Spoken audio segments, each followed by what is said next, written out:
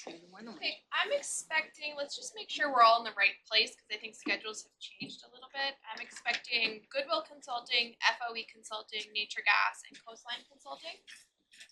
You have everyone? Yes. Okay, Goodwill's here. great. I'm waiting for judging forms, but I'll just introduce myself while I wait. One thing I want to say, I think you've already heard this, I can't know which schools you go to, and you can't know my university affiliations, so just make sure that doesn't happen, just for, I just want to make sure of that.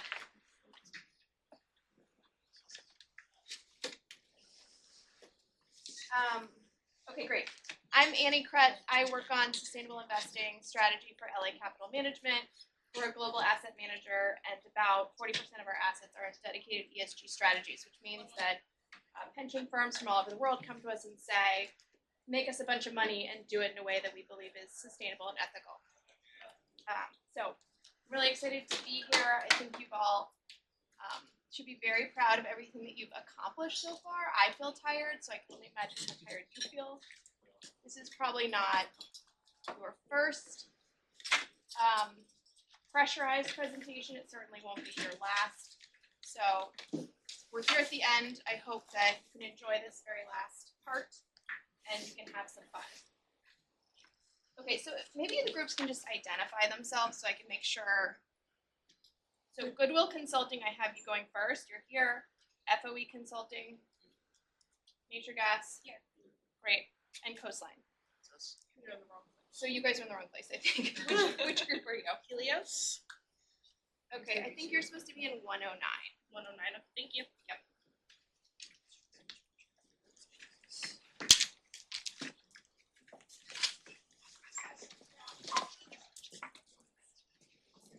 Okay.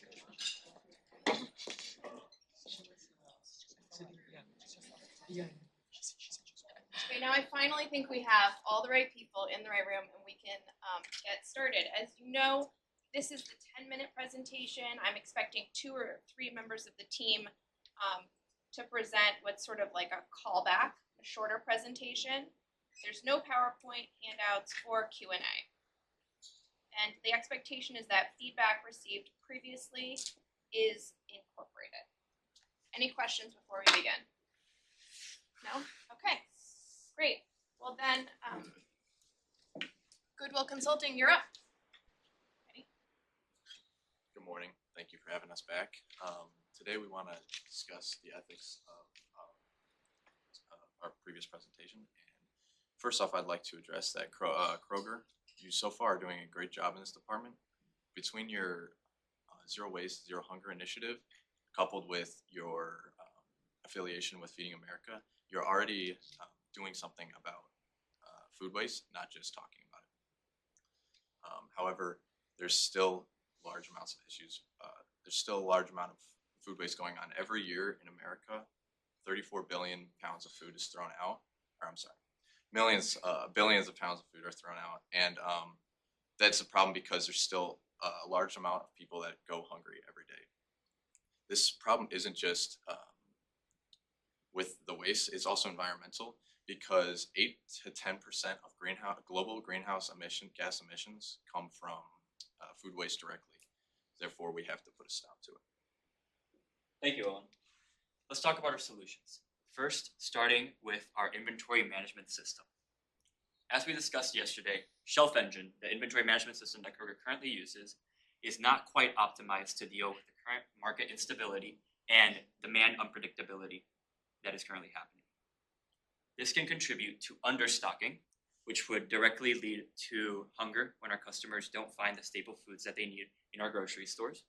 And it also contributes directly to possibly overstocking, which would contribute to food waste across the United States. Our solution, Amsterdam, is an open source AI tool that was able to reduce waste by 7.06% when compared against other solutions on the market on average, while also keeping our shelves stocked with quality food by maximizing profit by 4.14%.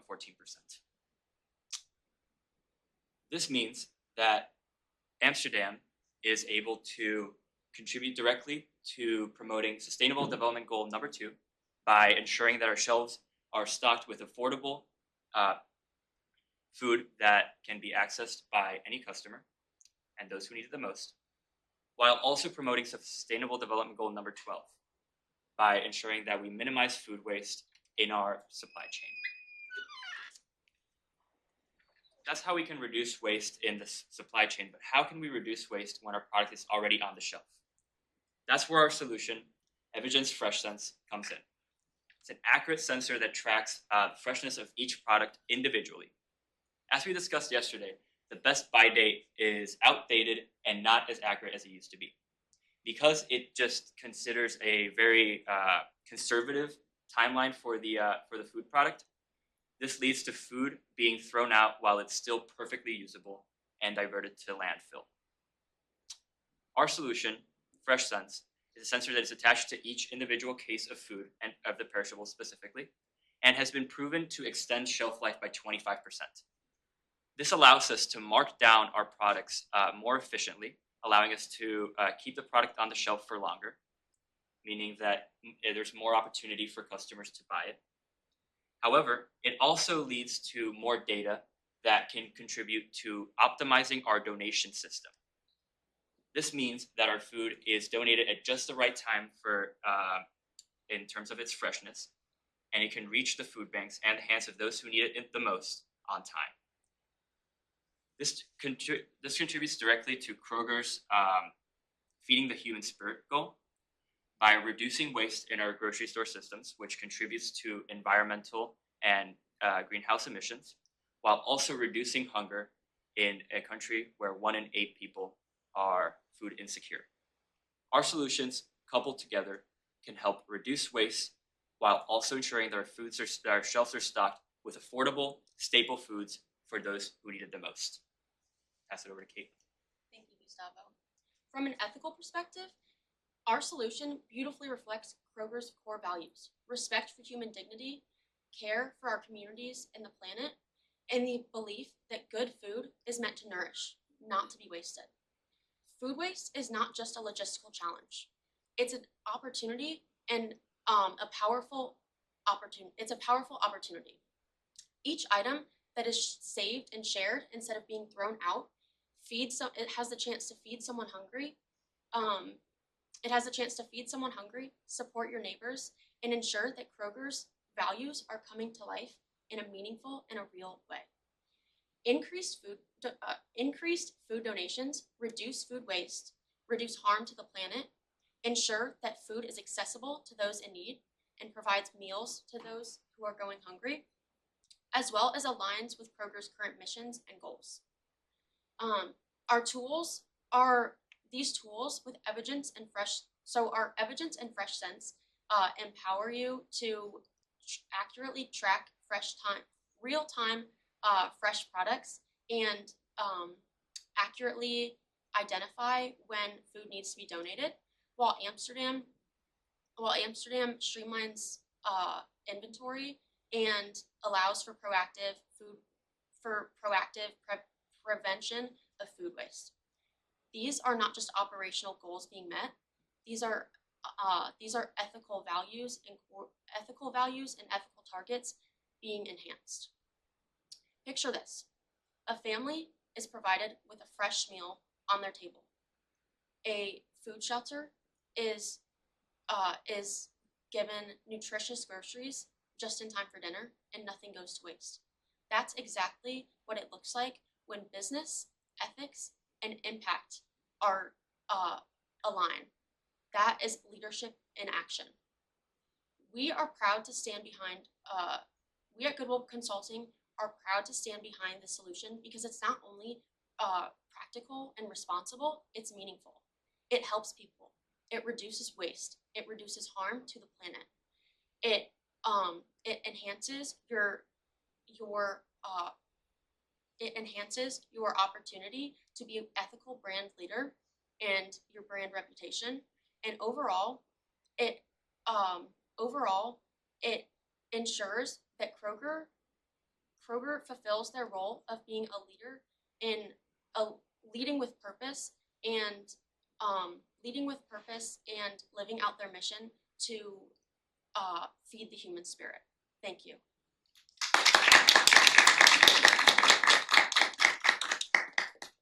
Hi everyone, I'm Rachel Shabanian, I'm Noah Robertson. I'm Christian Pita.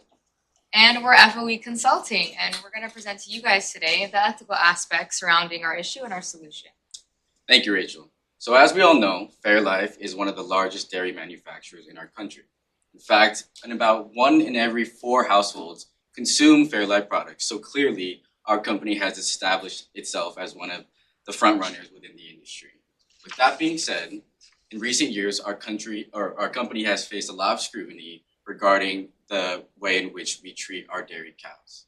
And that is because a series of undercover investigations led by an animal rights group called Animal Recovery Mission, or ARM, uncovered that we were severely abusing our animals and just providing inhumane living conditions. The first undercover investigation happened in 2019 at a farm in Indiana, in which, again, like I mentioned, they provided video footage of farm workers abusing their animals. This includes beating, kicking, whipping, and overall just handling the cows in an inhumane way.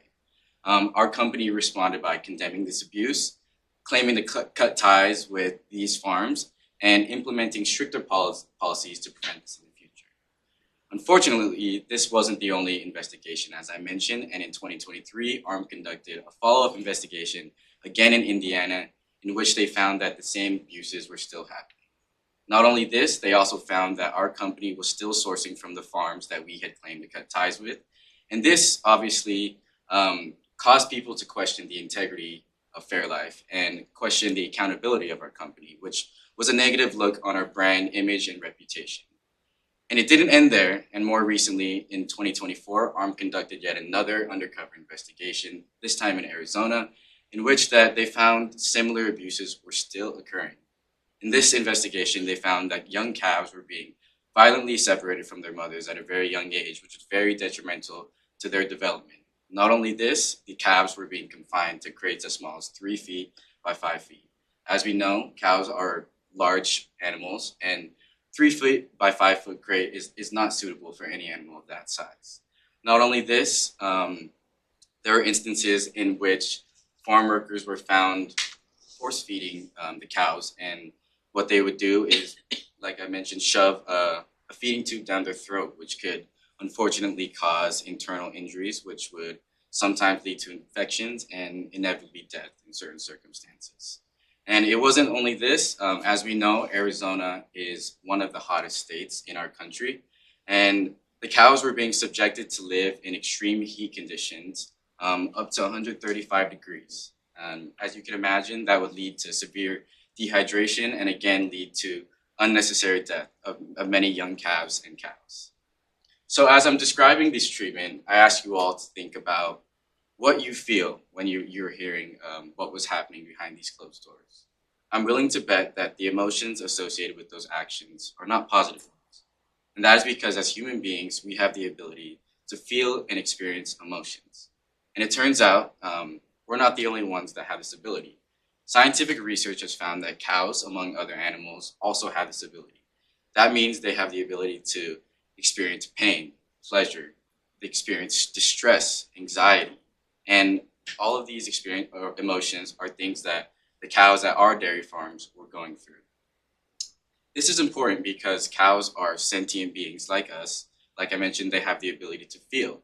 And using an ethical perspective, this means that they are born with basic fundamental moral rights. And within these rights includes the right to live free from unnecessary suffering and abuse. Our company has failed to uphold this right and have treated our dairy cows as means to an end rather than an end itself. This violates their basic moral dignity and their basic moral rights. And as our company, obviously a dairy production company, we rely on these cows, which means that we have the duty to ensure that we are protecting their rights and prioritizing their rights rather than overlooking them.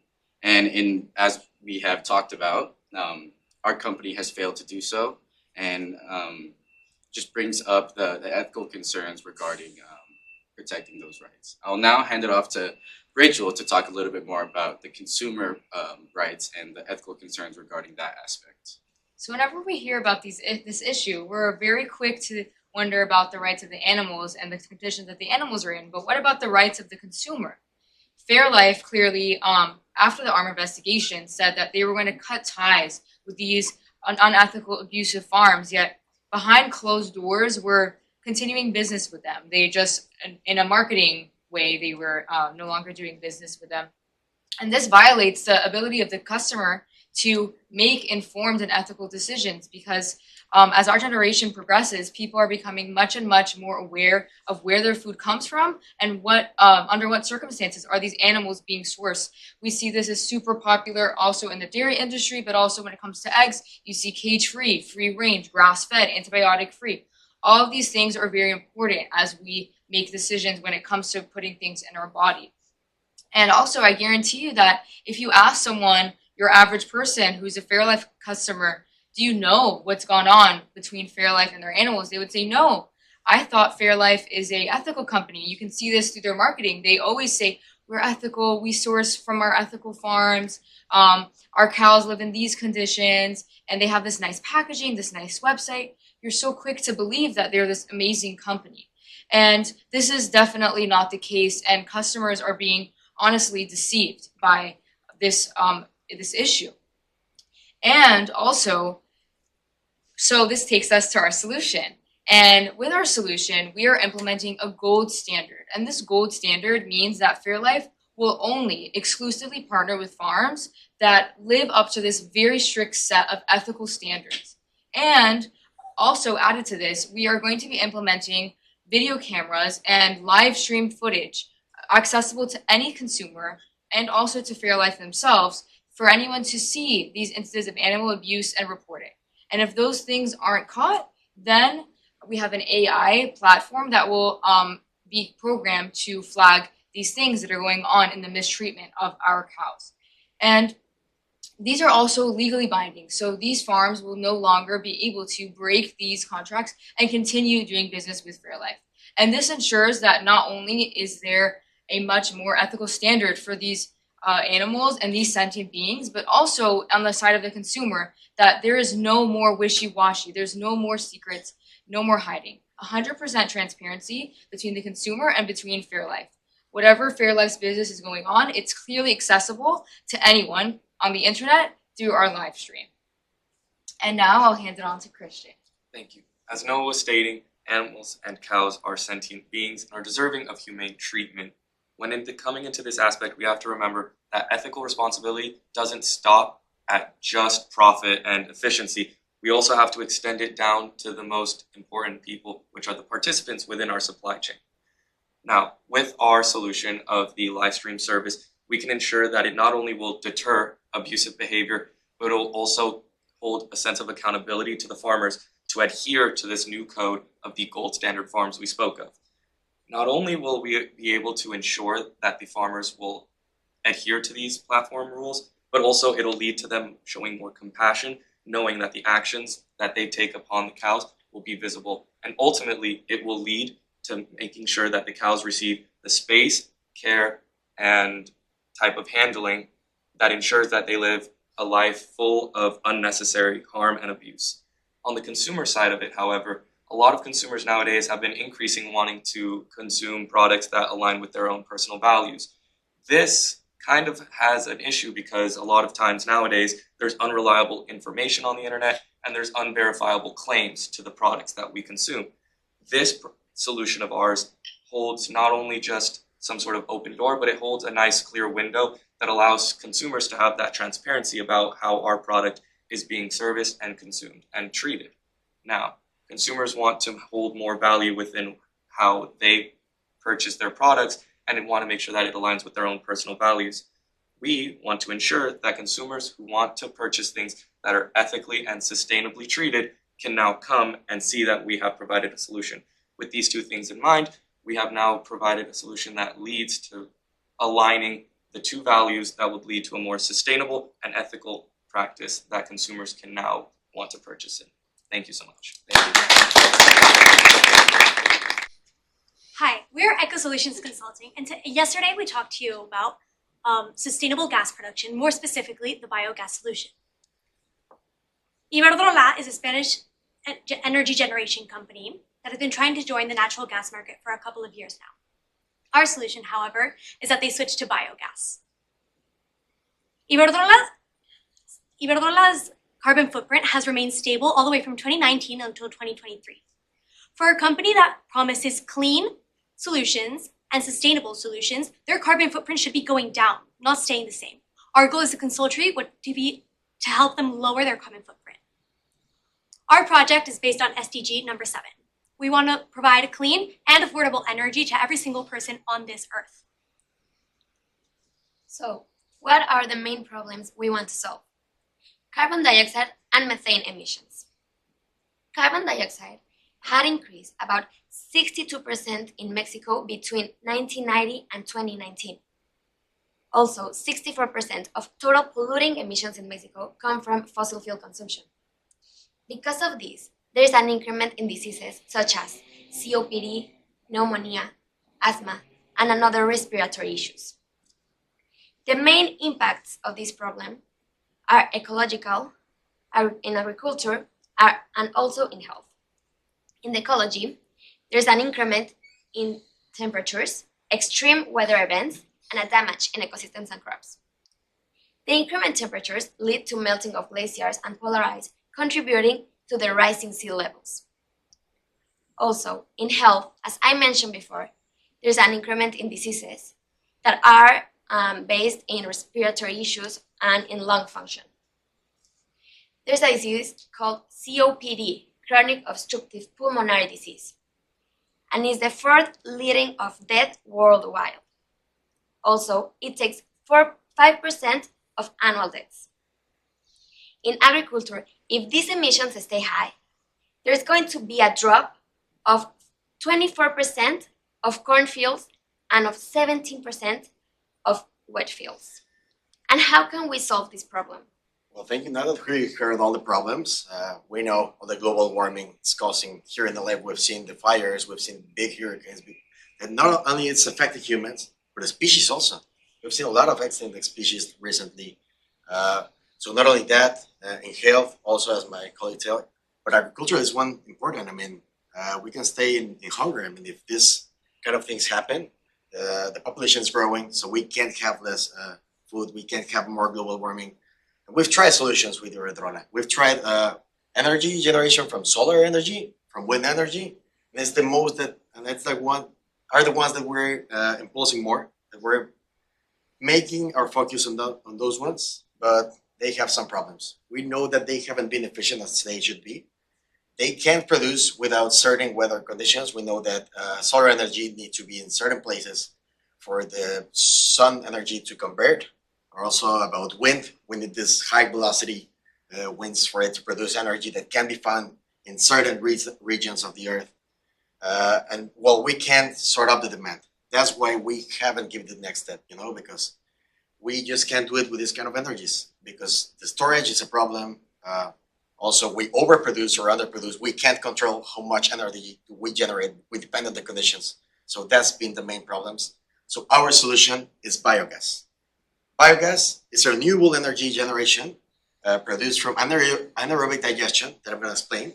Anaerobic digestion is when you turn organic matter, such as manure, such as agricultural wastes, organic wastes, get it into a tank, and then after some days in there, it transforms into energy. But not only energy, but gas. So we're solving two problems at once now.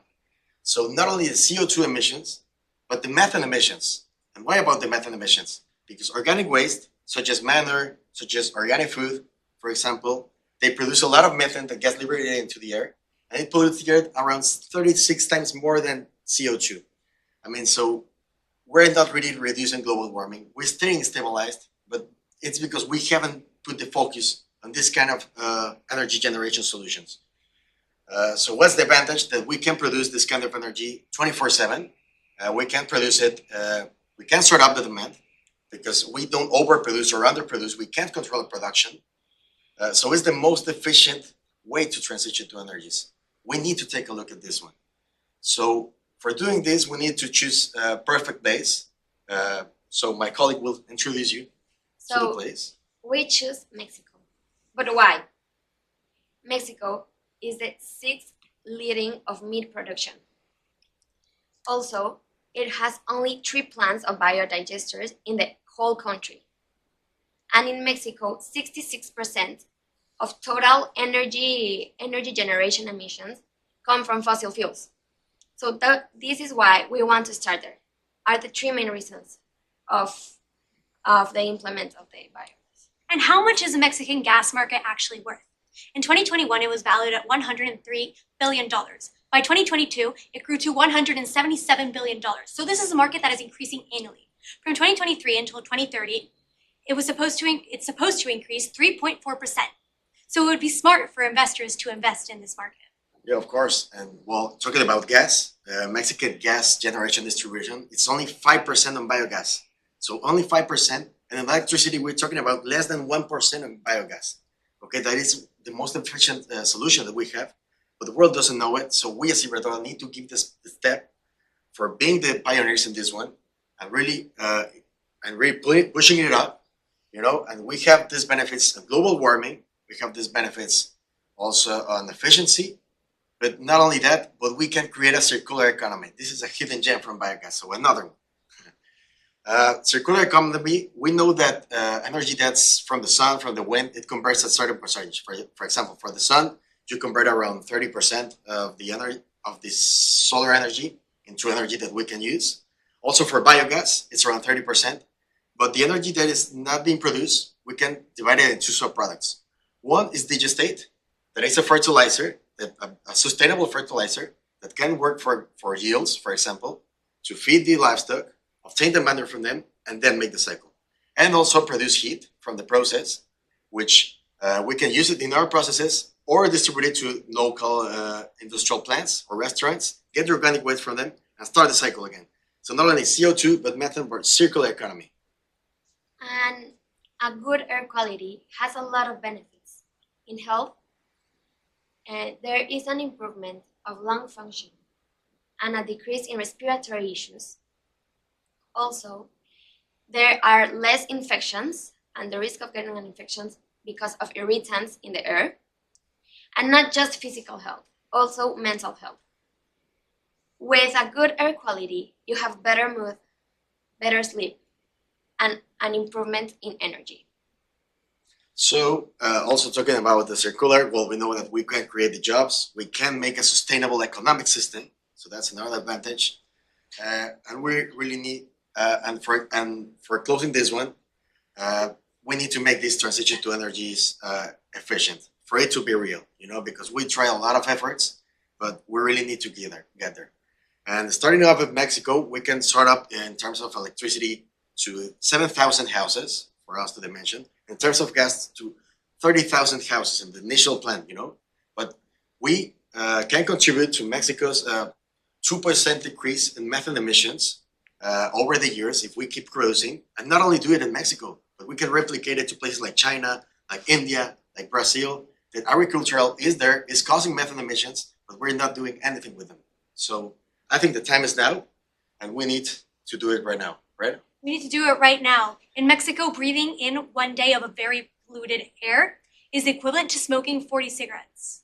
In 2024, there were 11 days where there was a citywide crisis due to poor air quality. That was 11 days where citizens were breathing air that was as terrible as smoking 40 cigarettes. Imagine it was your children, your pets. I mean, even us. So we don't need to do this for future generations, but for us, for our generation.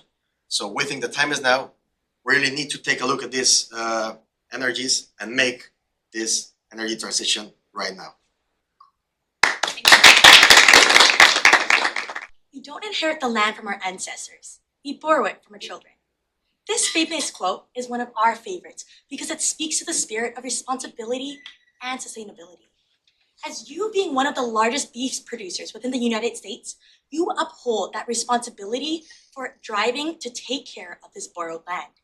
Good morning, Annie. My name's John Zell. My name is Lydia. My name's Robert Nolan. And we are Coastline Consulting.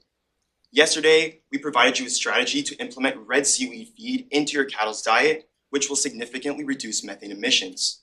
This is not only good for business, but it also upholds your ethical principles of maintaining good cattle health while simultaneously being a good environmental steward.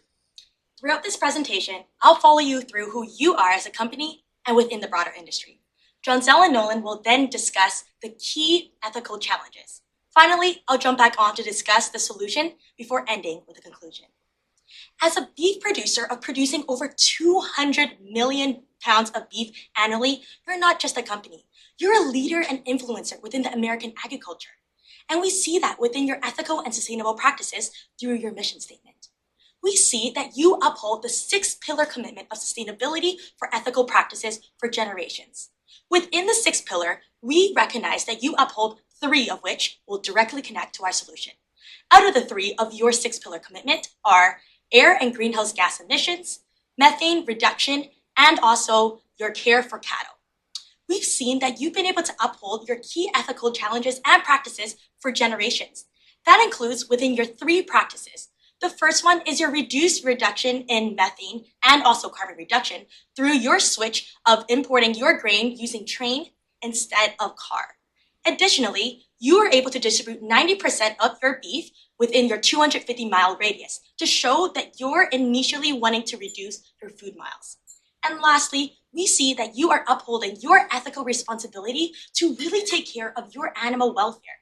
We see that you have an immense amount of cattle and you are prioritizing your ability to take care of your the methane and also within your cattle health.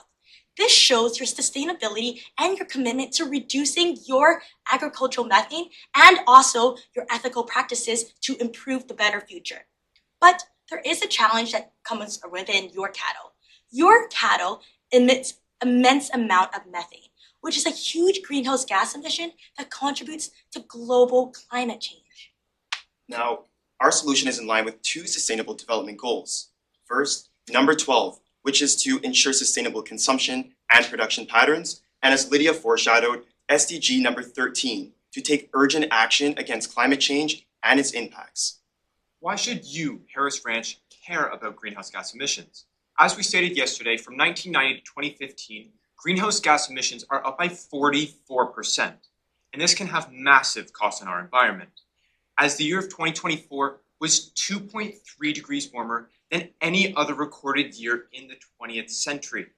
And this can have even lethal consequences, as we all know far too well about the LA fires. But this isn't all.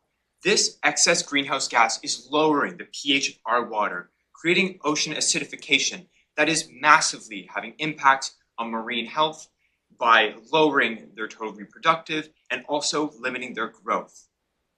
Now, let's talk about methane.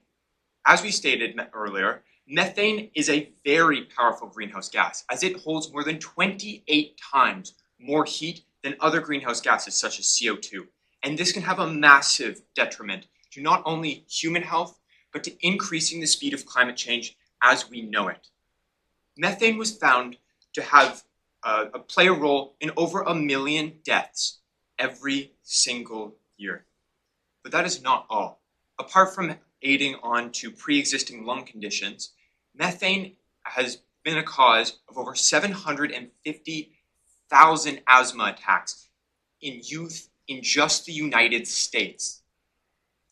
But that isn't even the start of it. In extreme cases, this methane can increase stillbirth rates by 15% and stroke by 10%. If Harris Ranch ignores this impact and these methane emissions, it will underwrite their standing as being a sustainable and ethical leader in the industry. Now, yesterday we mentioned that there were a couple other alternatives, such as anaerobic digestion and anti-methogen vaccines. However, these don't align with your ethical values, as anti-methogen vaccines are not only illegal to use on feed cows, but they can also cause great harm. And anaerobic digestion currently has some concern coming out of Canada due to the chance of implosion that can lead to not only the death of cattle, but potentially the death of humans, making seaweed-based feed supplements like Ambrosia the best ethical option for Harris Ranch. Now, Nolan mentioned a lot of points about ethics relating to the environment, but taking a look at cattle health, we found Dr. Robert Kinley, a researcher and a pioneer in this environment, has found no adverse health effects on cows' long-term health. But we know that Harris Ranch always likes to take it a step even further. So we recommend implementing an ongoing testing of cow health to make sure that no adverse effects do persist in the future, and providing that feedback to Symbrosia, allowing them to continue refining their product and providing you with an even better iteration. Nolan foreshadowed ocean acidification. This happens when CO2 from the atmosphere dissolves into the water, causing those unfortunate effects on marine life. Now, planting red seaweed in our oceans does the opposite effect of mitigating that. It acts similar underwater as trees do above earth. But we can't move forward without talking about greenwashing. Unfortunately, this is a massive concern in the business industry, and lots of companies are taking this on. But we know that your company is not the same as, for example, JBS, a company based out of Brazil, who has recently gone bust as a result of a lawsuit relating to greenwashing.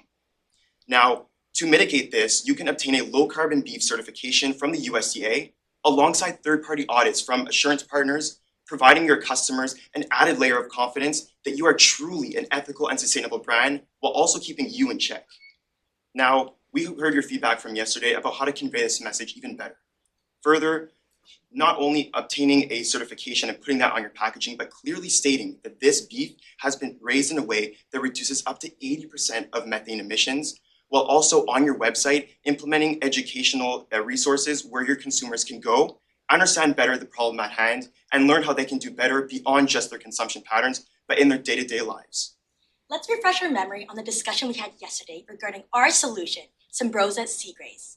We mentioned that Symbrosia Seagraze, this product, is a supplement that is comprised of red seaweed.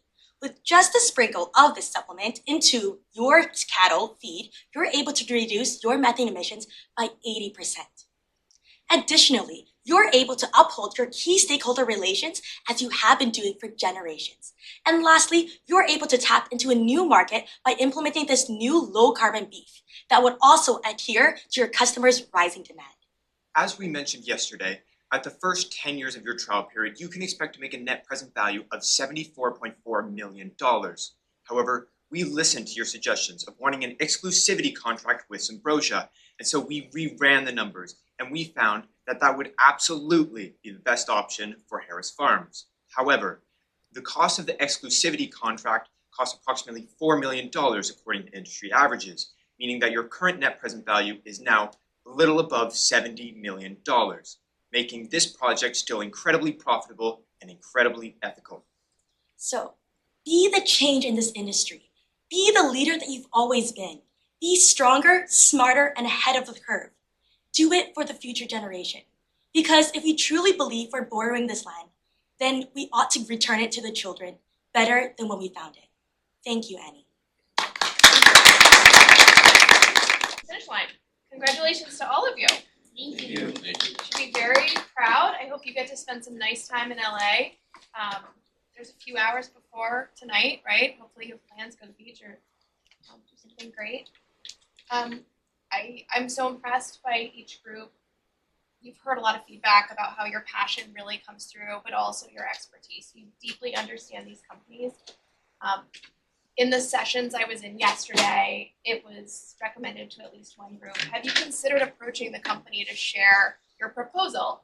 That can feel really scary, but I think it's worth considering because companies are always excited to hear about young people's innovative and passionate ideas. So I would make that recommendation to you to consider. I think, we live at a time when attention is probably the resource that is the most finite and the most difficult to capture.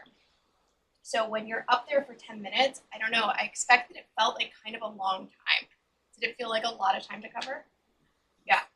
And so, there's sort of the old framework, tell them what you're gonna tell them what you told them. It's very effective, and I think you always want to remind people, where are we? You expect that people are thinking, what am I going to make for dinner? You have to kind of bring them back. So just a reminder there. But I think it's It's really exciting to see the next generation, and I think each of you has begun to hone sort of your personal presence and how you are going to make those connections with the leaders and the executives that you're speaking to. And that authenticity is also really, really important. So while you might have seen a group take sort of a different approach from you, you want to really be authentic to yourself. We can all refine and get better, but your presence will be unique to you, and it will power your success into the future. Any questions for me? I noticed you seem to like nod and understand about the lawsuit, the greenwashing lawsuit. I'm just wondering, like, do you have a legal background? The JBS? Yes. No, but you know, in the work that I do, we're constantly monitoring controversies that corporations are subject to.